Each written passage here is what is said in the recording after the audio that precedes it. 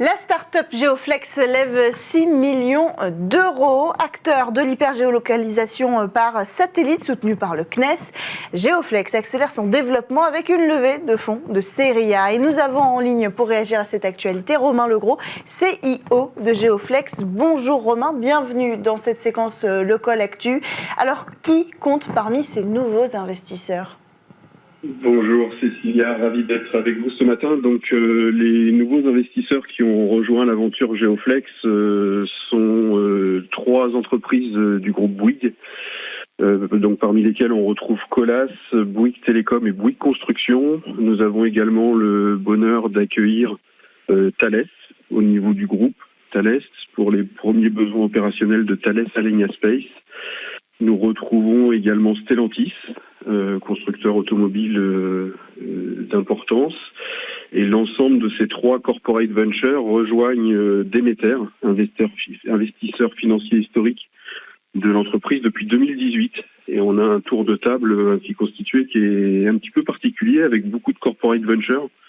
Et on a choisi de faire ce tour de cette manière-là, ce tour de financement, ce round de financement de cette manière-là, dans la mesure où les trois groupes corporate ventures qui nous rejoignent ont un intérêt dans l'utilisation de cette technologie qui permet de se positionner partout sur Terre, avec une très grande précision de localisation. Alors c'était ma question suivante. Est-ce que vous pouvez peut-être nous rappeler en quoi consiste votre offre, peut-être un peu plus dans le détail, pour ceux qui ne connaîtraient pas Geoflex ? Bien sûr. Alors on augmente tous les systèmes de positionnement spatiaux par satellite. Donc vous connaissez, tout le monde connaît le GPS, qui est le système américain. Les Russes ont le leur, ça s'appelle GLONASS. Nous, Européens, on a le nôtre, ça s'appelle Galileo. Et les Chinois ont un système qui s'appelle Beidou. Tous ces systèmes de navigation par satellite permettent de se positionner avec une précision qui est de l'ordre de quelques mètres. Et on améliore cette précision de localisation pour passer de quelques mètres à quelques centimètres près. On parle de 4 centimètres près, 4 centimètres de précision, partout, sur Terre, sur mer et dans les airs, jusqu'à 25 000 km d'altitude, donc y compris dans l'espace.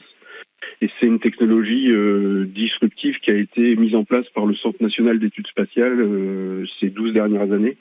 Et on est l'opérateur de cette technologie, l'opérateur commercial et industriel de cette technologie.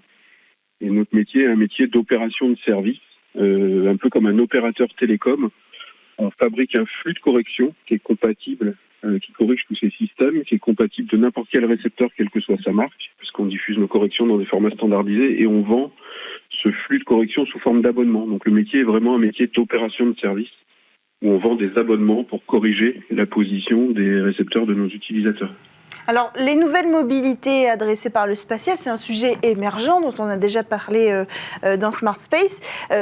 Un sujet sur lequel vous vous êtes positionné parmi les précurseurs, finalement. Donc, la participation du groupe Stellantis aujourd'hui dans cette levée de fonds, elle est quand même assez symbolique. C'est un message fort de l'intérêt de la mobilité pour le spatial. Ça veut dire aussi qu'on est capable de répondre aux besoins de la mobilité grâce notamment à cette précision que vous avez citée.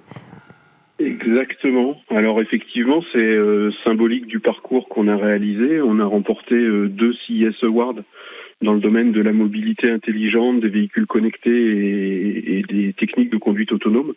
On a remporté les championnats du monde des véhicules autonomes de Dubaï en 2019. On était l'un des lauréats de la Software République sur un challenge Mobility 4.0 et en effet aujourd'hui avec cette hyper-géolocalisation par satellite, on est capable de localiser les véhicules notamment automobiles et globalement tous les véhicules routiers, donc ça peut aller jusqu'aux trottinettes, vélos partagés, etc. avec une très grande précision.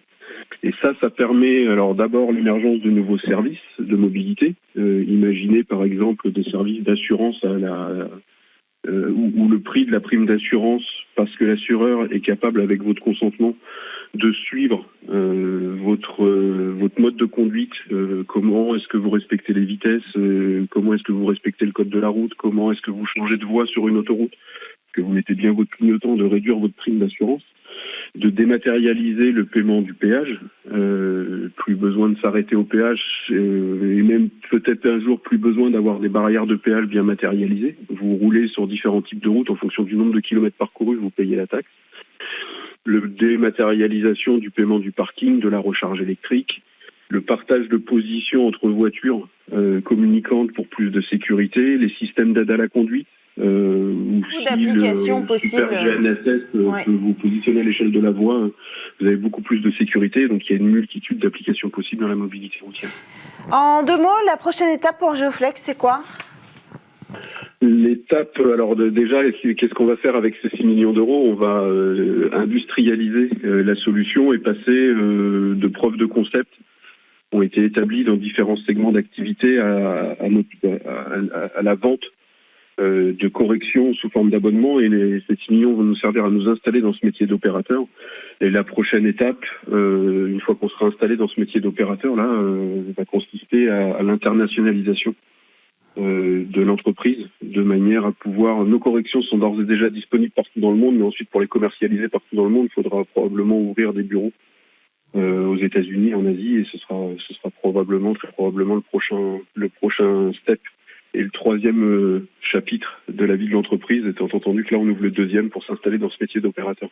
Merci beaucoup Romain Legros d'avoir pris le temps de réagir dans ce Call Actu CIO de Geoflex. Vous reviendrez nous parler de la suite des aventures de votre entreprise. On enchaîne avec une autre actualité. Pour la première fois, un grand investisseur prend ses distances avec une start-up prometteuse. Le groupe aérospatial OHB ne veut plus détenir la majorité des parts du constructeur de fusées Rocket Factory Augsburg. Le rapport de gestion qui vient d'être présenté indique que le conseil d'administration encourage la vente d'actions importantes de RFA. Alors pour rappel, OHB détient actuellement près de 57% des parts de la société.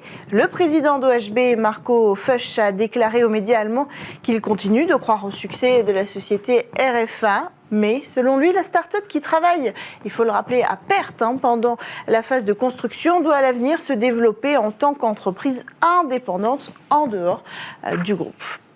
Autre actualité, les astronomes alertent contre la multiplication des satellites. Une étude parue ce lundi dresse les conséquences dramatiques de l'explosion du nombre de satellites en orbite pour l'astronomie professionnelle.